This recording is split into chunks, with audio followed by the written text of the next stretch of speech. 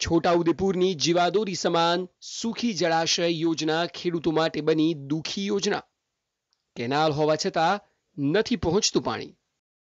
કેનાલમાં પાણીના બદલે જાડી ઝાંખરાનું સામ્રાજ્ય। આ છે છોટાઉદેપુર જિલ્લા માટે જીવાદોરી સમાન સુખી ડેમ। પાવી જેતપુર તાલુકાના ડુંગરવાટમાં 1986માં આ ડેમ કાર્યરત થયો। ત્યારથી 20,701 હેક્ટર જમીનને સિંચાઈનું પાણી આપવામાં આવે છે। જો કે હાલ જે કેનાલ વાટે ખેડૂતોના ખેતરો સુધી પાણી પહોંચાડવામાં આવે છે તેની સ્થિતિ સિંચાઈ વિભાગની લાપરવાહીની પોલ ખોલી રહી છે। જુઓ, કેનાલમાં ઠેર ઠેર ગાબડા પડી ગયા છે। કેનાલમાં જાડી ઝાંખરાએ એવું સામ્રાજ્ય જમાવ્યું છે કે કેનાલ નહીં પણ ઉકરડો વધુ લાગી રહ્યો છે। યોગ્ય મરામત નહીં કરવા ઉપરાંત કેનાલની સફાઈ નહીં થવાને કારણે આ કેનાલ મારફતે છોડવામાં આવતું પાણી ખેતરો સુધી પહોંચતું નથી અને વેડફાઈ રહ્યું છે। પરિણામે ભૂમિપુત્રોમાં રવિ પાક માટે પાણીને લઈને ચિંતા સતાવી રહી છે। અમારા સુખીની કેનાલ આવે છે બરોબર, પણ કેનાલ બધી લીકેજ મારી ગયેલી છે, નારો બધો તૂટી ગયેલો છે, એટલે પૂરતા પ્રમાણમાં પાણી મળતું નથી અને જાળી વધારે થઈ ગયેલી છે, એટલે બધે જમે છે પાણી અને સાફ સફાઈ કરવાની જરૂર છે અને નારો રિપેર કરવાની જરૂર છે। તો આગળના સમયમાં શિયાળાના પાક માટે પાણી મળશે ખરું લાગે છે તમને? તો શિયાળામાં કેનાલો રિપેર ના થાય તો અમને પાણી મળે કે નહીં મળે એમ।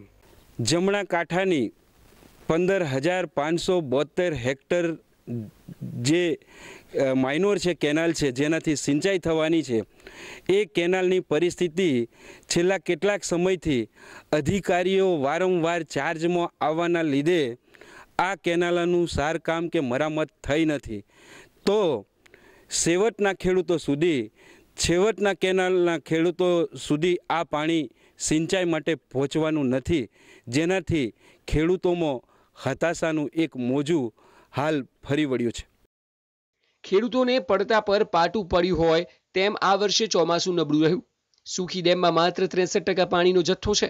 બીજી તરફ તૂટી ગયેલી કેનાલો અને સફાઈના અભાવને કારણે પાણી વેડફાઈ રહ્યું છે। દીવાની જેમ સ્થિતિ સ્પષ્ટ દેખાતી હોવા છતાં સિંચાઈ વિભાગના અધિકારીઓ ધૃતરાષ્ટ્રની જેમ આંખે પાટા બાંધીને બેઠા છે।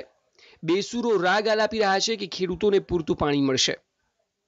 પાણી છોડીશું ને તે પહેલાં જે જગ્યાએ રિપેરિંગ કરવાની જરૂરિયાત છે, જાડી ઝાંખરા છે, તે સાફ કરાવી દેવાનું અમારું આયોજન છે અને કરાવી દેવામાં આવશે। અને સાથે સાથે ચાલુ પાણીમાં પણ એ જે પ્રશ્નો છે તેનું હલ નિરાકરણ લાવી દઈશું।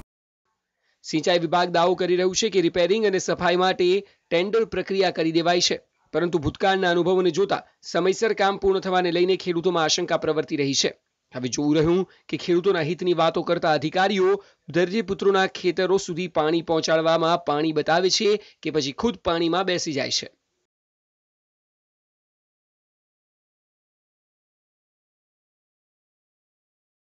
મકબૂલ મંસૂરી, TV9, છોટાઉદેપુર।